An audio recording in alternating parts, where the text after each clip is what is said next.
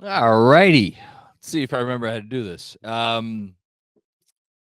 Disappointing end to the West Coast road trip. Although I say that, what's the opposite of saying something with your full chest or your full whatever?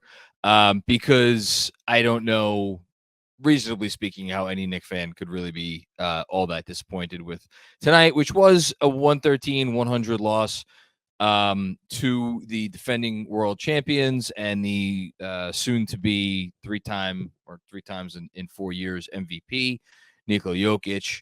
The Knicks, or what the Knicks have right now with their guys still injured, gave it, I think, everything you could reasonably expect them to have given it.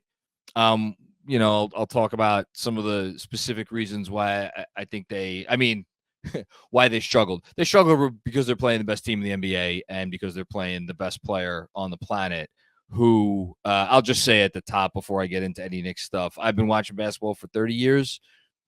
I don't think that there's five guys that I've watched in that time that have complete and total command of the offensive end of the basketball court, more than Nikola Jokic. He is, if a shot he takes misses, you're like, what? Was there a glitch in the matrix? Did my TV screen freeze or something? If he doesn't find an open man with a pass, you're almost amazed. He's just operating completely and totally at full capacity. I have no idea how long he wants to play the sport for, but I mean, he could rise up as far high in the ranks as he wants to.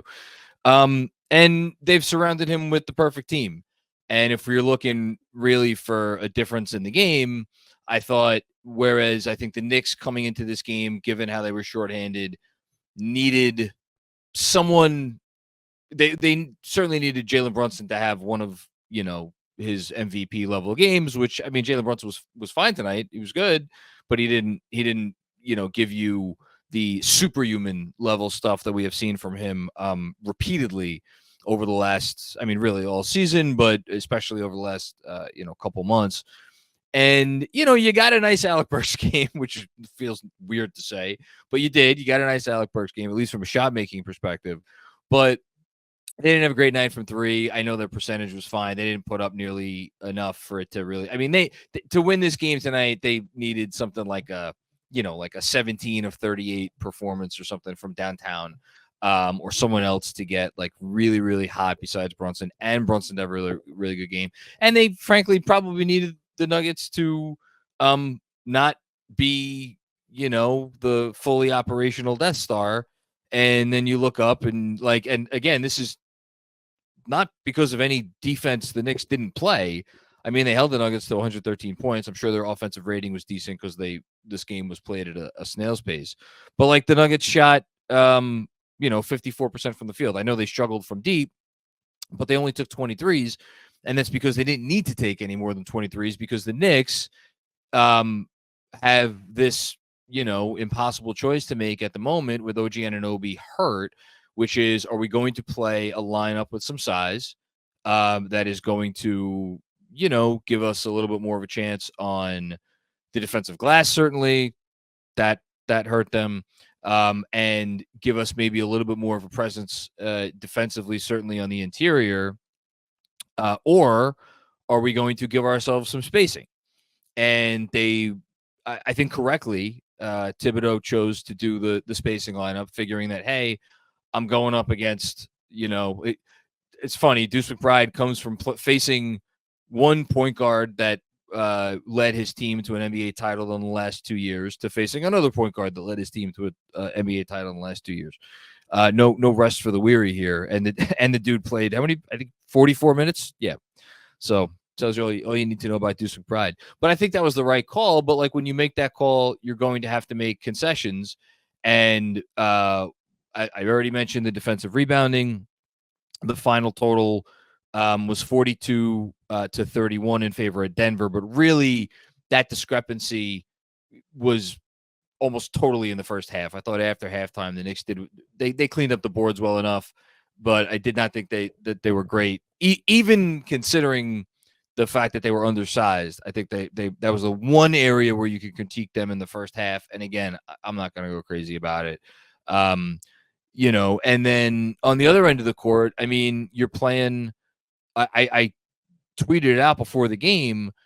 The total height discrepancy, and this is with Isaiah Hartenstein out measuring Nikola Jokic by 1 inch, but the total height discrepancy between these two teams amounted to 14 total inches, because the Knicks are playing 4 guys 6'4" and shorter, and the Nuggets are playing, freaking Michael Porter Jr. and Aaron Gordon, and even Murray. Like, Murray's only 6'4", and he plays bigger than that. You saw that early on in the game when Deuce was doing everything he could, and Murray was just having his way. But yeah, that was the difference in the game. Michael Porter Jr., Fred just tweeted it out, perfect from inside the arc, 10 of 10 on twos, finished with 31 points. I mean, the guy's a max player, so it's not like, he comes out of nowhere and does this. Like, there's a reason they gave him a max contract. But if you have Jokic operating at this level, and he almost always does, and you have Murray operating at the level he was operating at, and he does an awful lot when he's healthy, when you get like Porter doing what he did tonight, it's kind of like game over. You really don't have much to hang your hat on. Other than you got to beat him during the bench minutes. And again, give credit to the Knicks. They did that. And, look,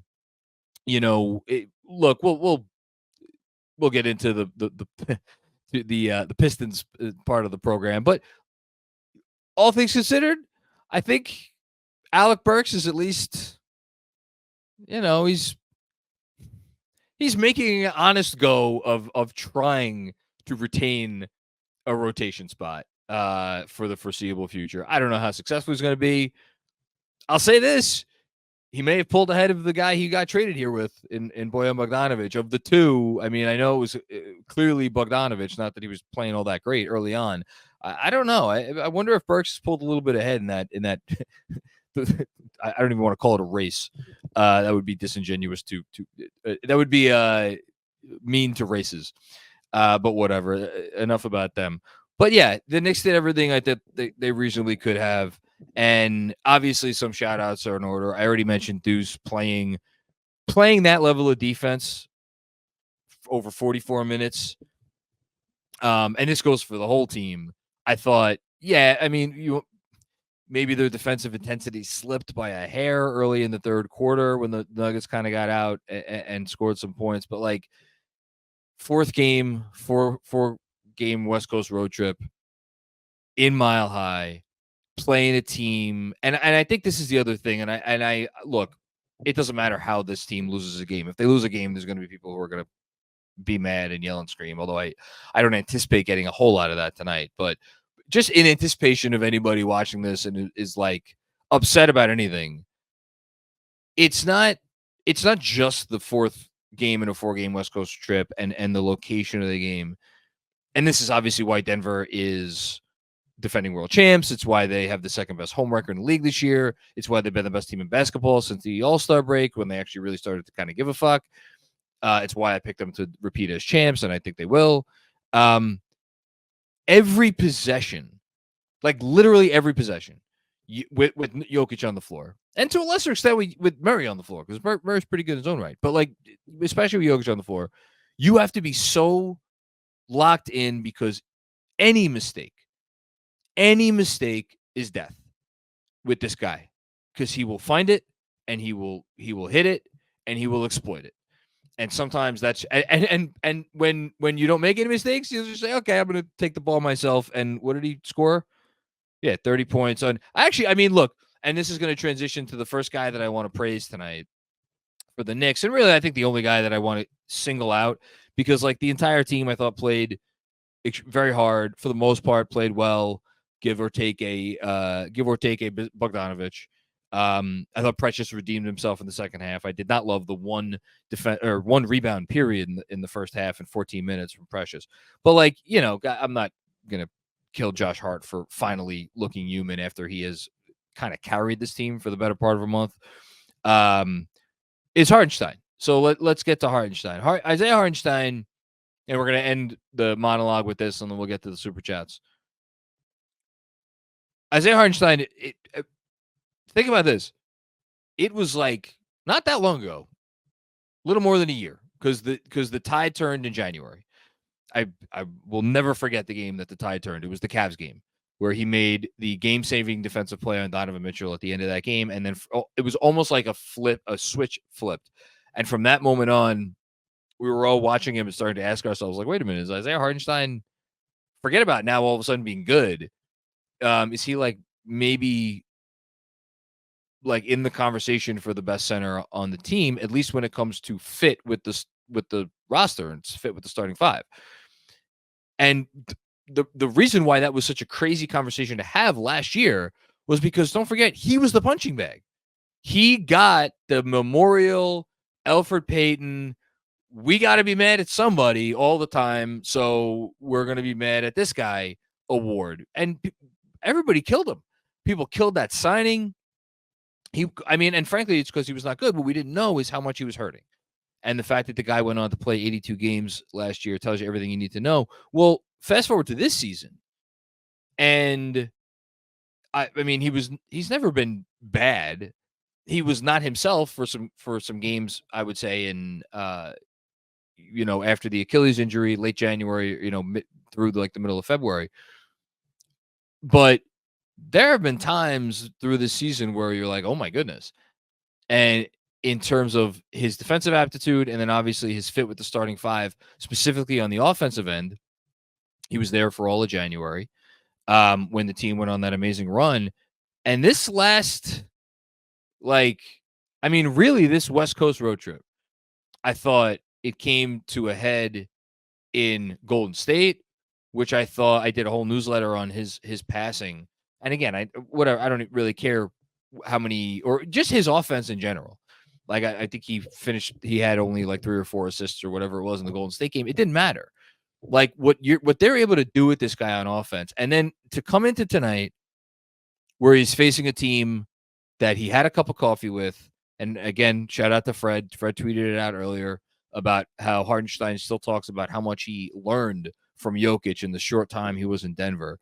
For Hartenstein to have his career high against Jokic, who is a guy many people have compared him to, not obviously as like a ceiling outcome because Jokic is one of one, but as a guy like, hey, if this guy got some real time, he could be Jokic light. Well, he's getting real time, and boy, oh boy, does he look like Jokic.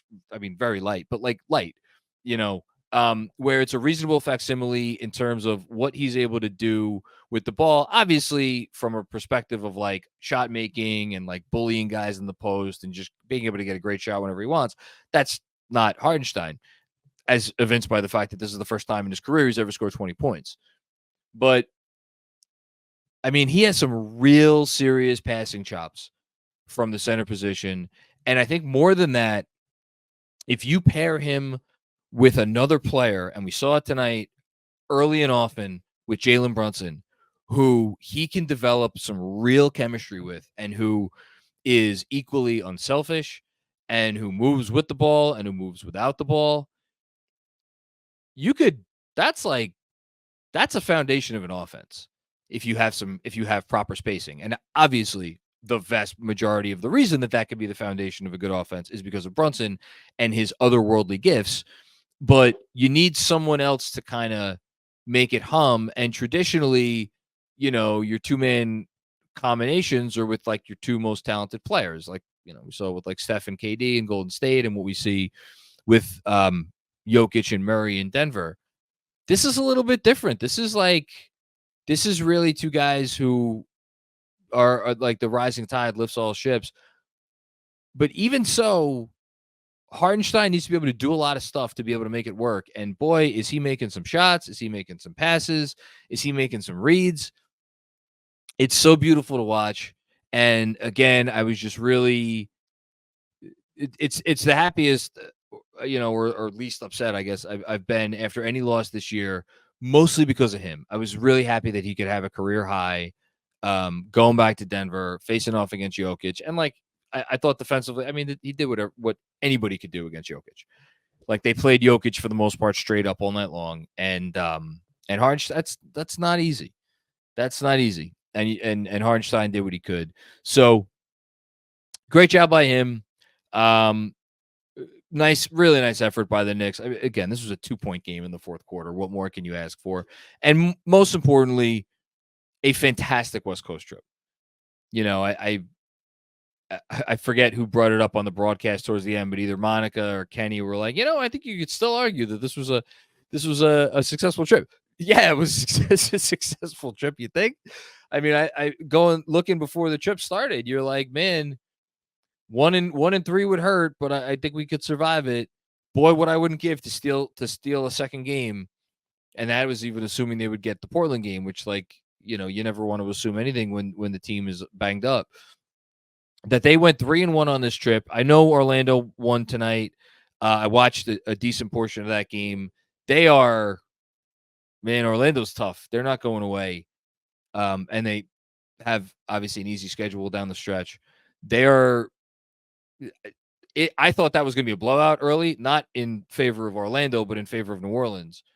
And the fact that the Magic hung tough in a game that, I don't know if anybody else watched the beginning of that game, that it looked like it was maybe going to get away from Orlando. And they absolutely dominated from the 2/3 mark of the second quarter until the end of the game. So they now have a half game lead on us. Milwaukee had a little bit of trouble with Brooklyn tonight, but I don't think we're catching Milwaukee. Between the tiebreaker and the lead that they have, I think that's a bridge too far. But sites, yes. Are you going through the standings right now, John? No, I was just thinking about the Orlando game. No. Would you like to go through the standings right now, John? Since I have it ready for you. Why not? Let's do it. So yes, we're looking at here the Bucks with now a 3.5 game lead. With now the Knicks have how many games they have left to play? 13 games, right? Today was game 69. Yeah, and Milwaukee has a dozen games left. I'm calling it. We're not catching the Bucks. Cleveland is the one, and it I think is in part because of how Cleveland has looked and how they have played. The Miami Heat tried every which way. Boy, did they try every which way to blow that game last night against Cleveland.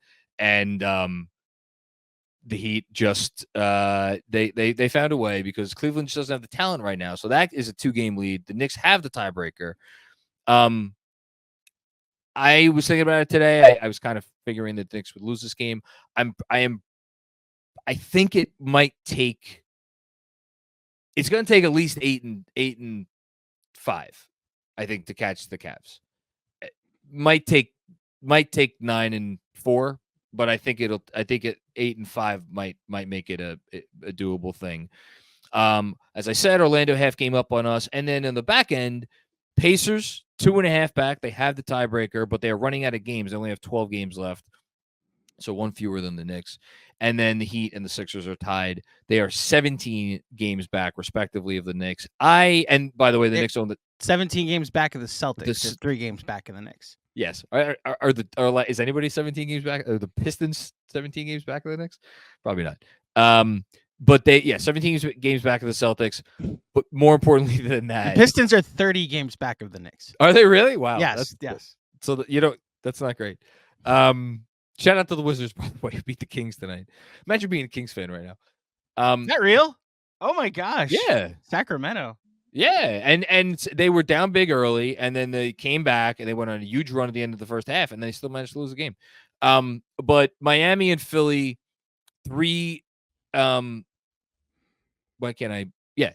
back of the Knicks, but the Knicks have the tiebreaker over both of those teams, which is obviously vital. So we don't have to do this for too long. I'll do this and then we'll go to the super chats. Let's say Miami, they have 13 games left to play.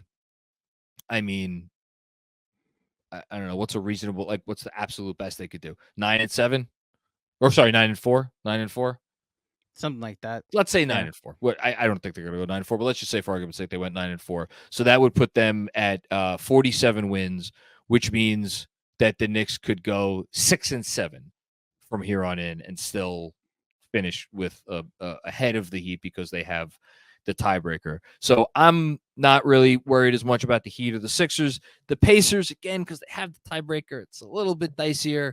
Don't love how they've been playing, but You got some more work to do, and it starts on Saturday. With the 4 straight games that the Knicks will be favored to win, would think the Knicks would be close to double-digit favorites in each of the next 4 games, barring any other injuries. So, do you need all 4? Is it enough to get 3 out of 4? Can you afford to slip up? I don't know. We'll see. I'll pull the Macri. I would sign right now for 3-1. Maybe Really? you slip up because we're hosting an event on Saturday. Maybe you slip up because they're playing Wemby next Friday. Yeah. I'd sign up right now for 3-1, but they should go 4. They should go 4-0. They should beat these 4 teams. And then, the better question is, when does OG Anunoby come back? Yeah, no, I think the OG Anunoby part of it and the Mitch part of it. Do you look at these next 4 games as winnable without both, and say if you can push it to the Easter Sunday game against the Thunder, do you, or do you say, you know what, come back now if you can play? Look, I think this organization has kind of shown us already when guys are healthy enough to play, they're gonna send them out there. I think the Julius thing is unique because it's a sort of situation where the longer this thing has to heal, the less likely a re-injury is, and also the longer you sit him out, the more the less you're risking that the re-injury will occur in this game because he's not playing in this game. He's playing in the next game or the next game or the next game. So the Julius thing put aside, I think the Mitch and the OG things are different. I fully expect Mitch to play, maybe not Saturday, but maybe the game after that. That's my kind of hope / guess. And then OG, OG, we'll see. Would I sign for 3-1? Probably. Better safe than sorry. And then you got to bank some wins you got to bank some quality wins down the stretch. And yes, I know they lost tonight to the Rockets because the Rockets apparently aren't going to lose anymore. I consider those Bulls games are going to be tests, with how that team has been playing. And I guess the last thing I'll say before we get to it is, like, you hope that if you are in a situation down to the last weekend of the season and you need to win out to whatever it is, get the 5 seed, get the 4 seed, get the 3 seed, those last 2 games, because they're both home games, one's against the Bulls, one's against the Nets, right? I think it's Nets, then Bulls. You figure if you really need those, you'll be able to get them, and that's, I think, a saving grace. And then the other, I keep fourth time I've said last thing. I'm looking at that Boston game, and here's why. But obviously, Boston's not going to have anything to play for.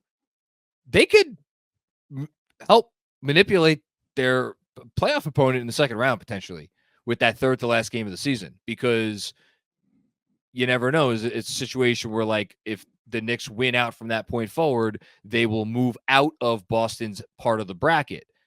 I don't know if that's going to be the case, but that could be the case by that point. So would Boston be like, hey, we don't want to face the Knicks in the second round. We'd rather face the Cavs or the Magic in the second round. I don't know if that's what's going to be the case, but we'll see. I don't know if they go that far. I think they're an organization that would play out would load manage the last. They would treat out that LA Fitness Week like an LA Fitness Week, and, like, I think if the Knicks have to win that game, they will be the team that's trying harder, that will have more available players that week.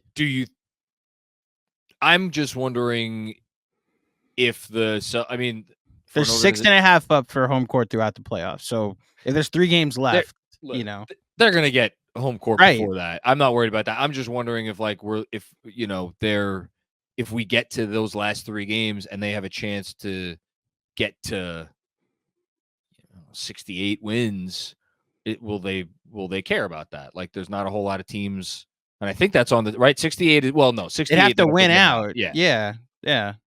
I think, you know what? Now that I'm saying it out loud and I'm hearing myself say it, I think only them having a chance to end the season on a winning streak, like, basically from now until the end, would they play all of their guys, like, for the most part, till the end. Like, they'll give selective guys off here and there, but I'm talking about, like, is there a chance that we get to that game and the Celtics, like, sit most of their guys? I think insert injury here for Tatum, Brown, Porzingis, like all the guys that matter if they're clinched home court throughout the last Which 5 they will. days. Which Yeah, they will. well, it's why I'd like the Knicks to be somewhat not clinched, but in like a favorable position, so that way that game can be looked at like the Brooklyn game. Well, we'll see. We'll A see. lot could unfold. Yes. So John has been trying to rush through the monologue for some reason when we have some announcements to make. First of all, speaking of the Brooklyn Nets, we play them on Saturday, and we will be having a watch party this Saturday at T-Squared Social. It's going to start at noon. The game is at 1 p.m. The game is also at the Garden, so if you're at the Garden or on your way to the Garden, stop by, say hi. We'll be there. Again, a pregame watch party. Get your seat. I believe there's going to be some drink specials that find out when you get there. I have had so much water tonight, John. Saturday at T-Squared Social. If you don't know where it is, it's on 42nd Street. It's walking distance from Grand Central. Half block away. Yes, literally walking distance. I'm saying that, so it's walking distance. So join us this Saturday for Knicks Nets as we break this KFS curse. I'm glad we're not breaking a streak. Okay, but we're going to break this curse on Saturday. And then let's also end this on a positive note, because what we do here at Knicks Film School, while it's a living, it's also a labor of love. And when we hit milestones, we celebrate them. And during the game tonight, during the watch along, we hit 15K on YouTube. So shout out to the entire KFS faithful for everything that you've done to support us over the years, for all 15,000 of you. And to John and to Jeremy and to Benji, to the casuals, Mensa, XJ, Sean. I'm going to make sure I name everybody. Chris, DJ, if you've produced anything ever for Knicks Film School, please just take a bow, because this is a benchmark that we're proud to hit, and we're looking forward to the next 15,000 as well. So shout out to everybody that's helped us reach this milestone. Shout out to you. One of the people that when we first got together, I was like, oh, I think we have a YouTube channel, and you're like, oh, do you mind if I kind of take on that project? Mm-hmm. What do we have, about 1,000 subscribers? It was just above 1,000, maybe a little less, and it was like 6 videos, and I was like, there's potential here, and the rest is kind of history.